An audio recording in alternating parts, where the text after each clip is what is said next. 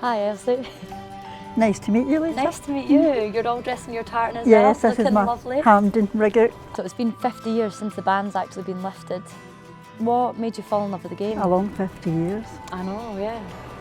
Well, I was a tomboy when I was 9, 10, 11. And this one day, instead of going away up the burn and making tough dams and all that kind of stuff, this day somebody brought a boy into the park and they all started picking sides. So I stood in the line-up, wee Jimpy, I think it was wee Jimpy, shouted, "What are you doing there, Elsie? Get yourself into it. It's not a lassie's game, lassies can't play at football." And I says, "Well, I want to game." And I stood in the line-up and one of the other boys says, leave her alone, let her play.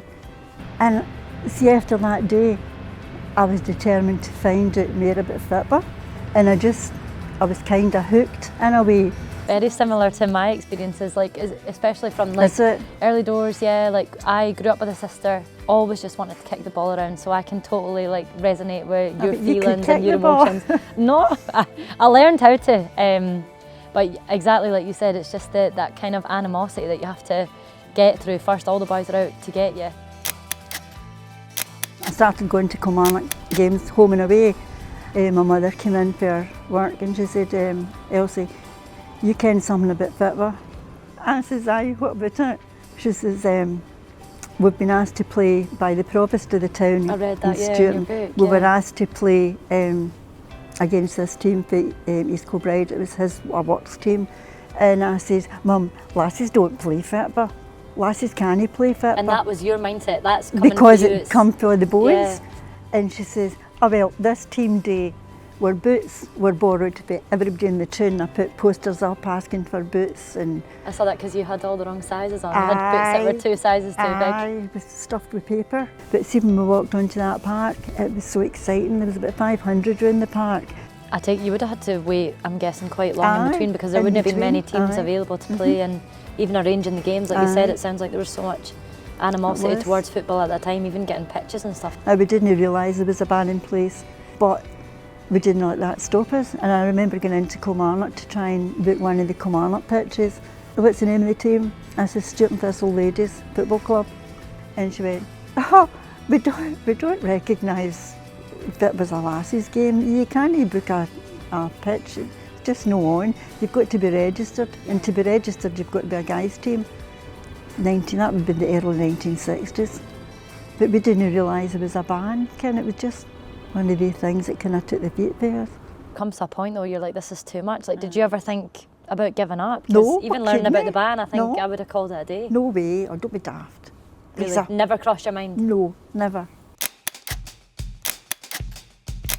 1969, I got a message for this lassie, Patricia Gregory. She was the Secretary of England. We didn't have a women's association set up, and Pat asked me if I would be the Scottish rep.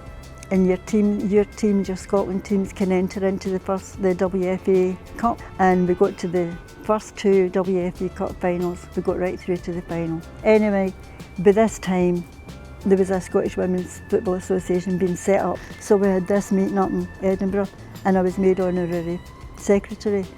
I need to tell you at this point, I was married. My husband had asked me, he'd actually told me to resign.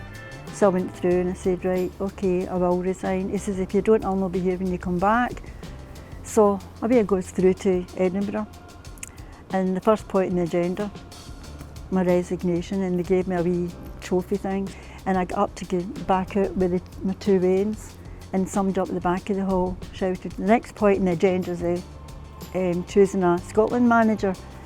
And somebody else shouted, "You don't need to go to that point in the agenda, but I want Elsie to be the manager." I couldn't say no, because I wanted the game to expand. I wanted the game to grow. Anyway, it gets back home, it gets in the house, and he goes, "Well, did you do it?" "Aye, of course I did, because I told you about it."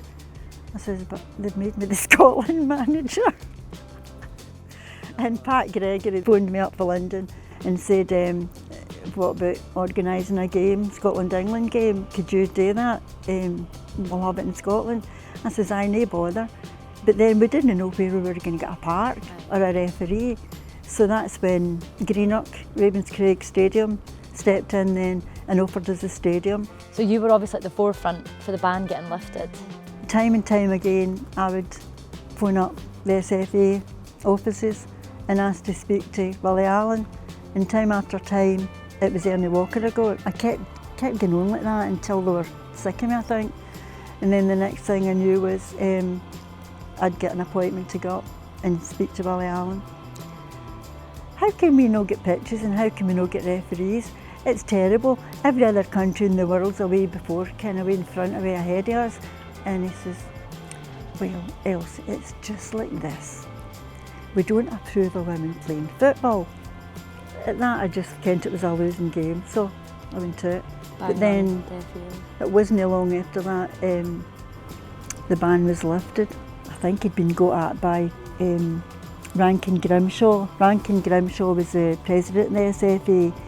Willie Allen was merely the secretary. So Rankin Grimshaw had pulled his weight in the SFA, and they changed their mind and they accepted us. So we were all on the moon. We thought this was amazing. Elsie, thank you so much for coming to Hampden today, first of all, for meeting me, telling me your story, which amazing experiences that you've lived. You didn't cry, that was good. Thanks very much for asking me. No, honestly, it's been an absolute pleasure. Thank you so much. Oh.